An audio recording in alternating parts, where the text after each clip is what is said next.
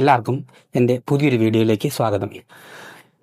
നമ്മുടെ ഈ കേരളത്തിലെ ഒരു പ്രത്യേക വിഭാഗം നടത്തുന്ന ഒരു സ്കൂളിൽ ഹിജാബ് ധരിച്ചുകൊണ്ട് ഒരു കുട്ടിക്ക് അവിടെ പ്രവേശിക്കാൻ കഴിയില്ല എന്ന് ഒരു നിബന്ധന വരികയും അത് ഇപ്പോൾ സമൂഹ മാധ്യമങ്ങളിലൊക്കെ വലിയ പ്രശ്നങ്ങളായിക്കൊണ്ട് ഇരിക്കുകയൊക്കെ ചെയ്യുന്ന ഒരവസ്ഥയാണ് ഇപ്പോൾ ഉള്ളത്.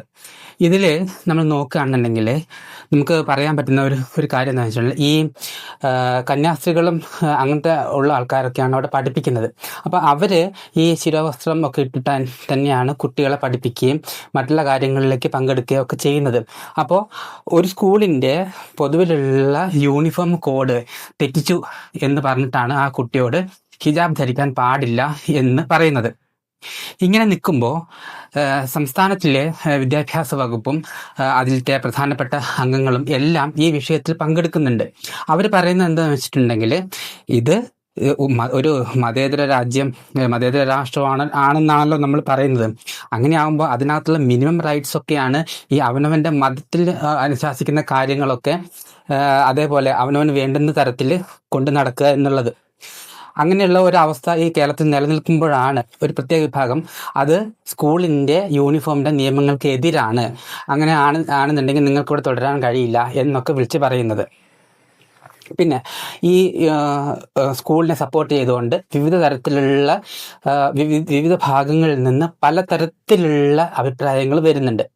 പക്ഷേ നമ്മൾ നോക്കുകയാണെങ്കിൽ നമ്മൾ ഒരു കേരളത്തിൽ ജീവിക്കുന്ന ഒരു സാധാരണ മനുഷ്യൻ എന്നുള്ള നിലയ്ക്ക് പറയുകയാണെന്നുണ്ടെങ്കിൽ എല്ലാ മതവിഭാഗങ്ങൾക്കും അവർ എന്താണോ അവരുടെ മതത്തിൻ്റെ ചിഹ്നങ്ങളും അല്ലെങ്കിൽ മതം പറയുന്ന കാര്യങ്ങളും ഇതൊക്കെ കൊണ്ട് നടക്കാൻ ഇവിടെ നമുക്ക് അധികാരമുണ്ട്, അവകാശമുണ്ട്. ഇവിടെ കോൺവെന്റ് സ്കൂളുകളിൽ ഞാനും പഠിച്ചിട്ടുണ്ട്.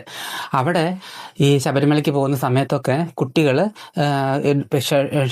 ഷർട്ടും ഒരു കറുത്ത മുണ്ടും കഴുത്തിൽ ഒരു കറുത്ത തോർത്തും ഇട്ടിട്ടാണ് വരിക. കാരണം അവർ മാലിട്ടവരാണ് എന്നുള്ളത് മറ്റുള്ളവരെ അറിയിക്കാൻ വേണ്ടിയിട്ടാണ് വരുന്നത്. ആ സമയത്തൊന്നും ഈ വക കാര്യങ്ങൾക്ക് യാതൊരു വിധത്തിലുള്ള പ്രശ്നങ്ങളും ഉണ്ടായിരുന്നില്ല. അവരെ നിങ്ങൾ സ്കൂൾ യൂണിഫോം, ഇവിടെ യൂണിഫോം ഉണ്ട്, ഈ യൂണിഫോമിൻ്റെ എതിരാണ് നിങ്ങൾ, അതുകൊണ്ട് നിങ്ങൾ ഈ സ്കൂളിൽ പഠിക്കാൻ പാടില്ല, അല്ലെങ്കിൽ നിങ്ങൾ ഇവിടേക്ക് കടക്കുന്നതിന് വേണ്ടി ഇതൊക്കെ അഴിച്ചു മാറ്റി വെച്ചിട്ട് വേണം കടക്കാൻ എന്ന് ഇതേവരെ പറഞ്ഞിട്ടില്ല. അങ്ങനെ ഇരിക്കുമ്പോൾ 100% സാക്ഷരത നേടി പുരോഗതിയിലേക്ക് ഇനി ഒരു ചാണും കൂടിയ ബാക്കിയുള്ള സ്ഥലം ഫുള്ള് നമ്മൾ കവർ ചെയ്ത് കഴിഞ്ഞു.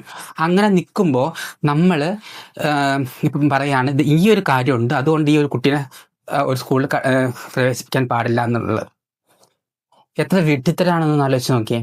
ഇന്ത്യയിൽ ജീവിക്കുന്ന ഓരോ മനുഷ്യനും അവനവൻ്റെ മതത്തിൻ്റെ ചിഹ്നങ്ങൾ കൊണ്ട് നടക്കാനും മതപരമായിട്ടുള്ള കാര്യങ്ങൾ റിച്വൽ പ്രാക്ടീസ് നടത്താനും ആർട്ടിക്കിൾ 21 പ്രകാരം ഓരോ മനുഷ്യനും അവകാശമുണ്ട്.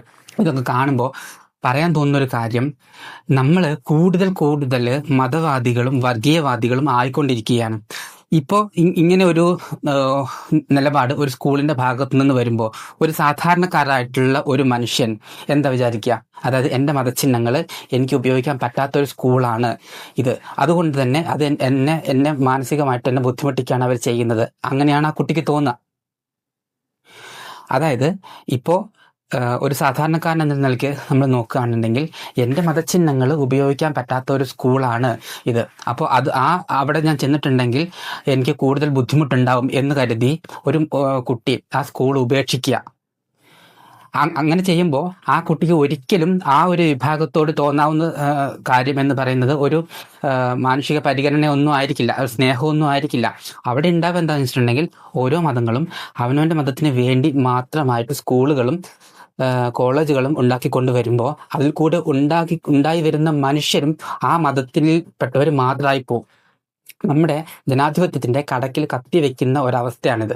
ഇത് നമ്മൾ ഓരോരുത്തരും മനസ്സിലാക്കേണ്ടതാണ്.